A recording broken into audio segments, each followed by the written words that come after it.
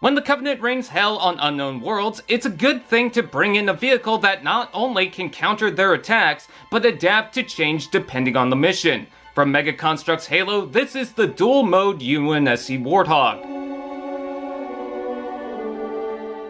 Released in 2016, leading up from so many incarnations of the Warthog, this one featured a conversion kit of its own, so you're gonna need a Ziploc bag. It also featured some interesting alternative details to any other, which was strange to add on top of the gimmick. It includes 2 tan base plates, a Hydra in black, and a Magnum pistol in black. If both figures are in the vehicle, there's open clips for both weapons to store. Both figures are using the Halo 4 and 5 new articulation Spartan designs with an earthy tan and speckled armor, black undersuit, gold visor, and a printed wasp emblem on one shoulder piece. The UNSC Spartan Hermes uses the female design with a dome-style helmet, black paint for the torso, and pretty wide shoulders. The UNSC Spartan War Master has a male torso, a mighty need for a trim over the visor, pretty common shoulders, and yes, it's weird, but paint on the crotch. With so many variants of the Warthog itself with different weapons, colors, and utilities, it's good to get a version that manages to take multiple forms. But the weird part is, you'd almost expect the Hog itself to be a basic canvas for the setup, but they managed to try different things. Before we even touch on the options, let's get to the bare bones and see what we're using.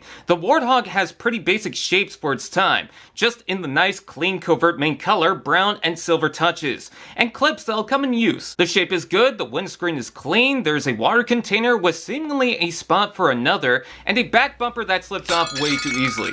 In addition, there's some bar framing, and inside there are 2 brown seats and a detailed console. There's printed parts, notably a design of the diagram of the vehicle. There's also a printed UNSC label and emblem that seems a little off-center. I've currently got it in its ground assault form, which leaves out more parts to keep things simple. I'm not sure if the bar's supposed to be there, but take it out and you got the iconic tusks Pumas are apparently known for. But unique to this is the lack of suspension. No droop, rubber bands, or springs. Instead, this one goes all in for the aesthetics. You know, I was worried I would miss it, but honestly, with the vibrant silver, it ended up being a real treat. It feels more like a model, just be careful the pieces don't crack. That's not all, there's a proper winch, just pull the hook and you can link it up to something. Unfortunately, it feels tedious to wind it back up just by spinning the inside, but I have no complaints when they actually put it in. That's not all, take off the windscreen and center hood to show an exposed engine like it's been knocked off, or just appreciate that there's a little more detail than you might think.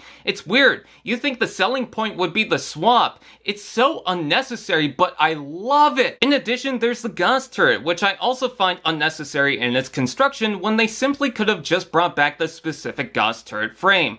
But I dig it. They did a fair job. A figure can still man it. It's pretty posable, and I can admire how it's made. Of course, this isn't it. The bar frame can be replaced with armored parts, and these slopes can be replaced with the wasp emblem. Honestly, I prefer these bars around the hood. More armored bars can connect over the sides, and check out this massive bumper that clips in, all to make the battle mode. This is where it all stands out. Check out that aggressive front bumper with the new headlights and bull bar. My only issue is it relies on hinges so it can easily knock out of alignment. In addition, the gauss turret can be replaced with a set of rockets. Thanks to the bar, a figure can man it, but maybe he shouldn't unless he wants a face full of rocket fumes. They can be adjusted or entirely removed. They're attached by a peg, so you can give them to a Spartan and they look like my neighbors launching fireworks. I'll be honest, I was hesitant on getting this set. It was a little more costly at the time for a Warthog, 2 figures, and stuff you'll put on the sideline, but given the additions to the vehicle even in its basic mode makes for a wonderful piece that is honestly unique.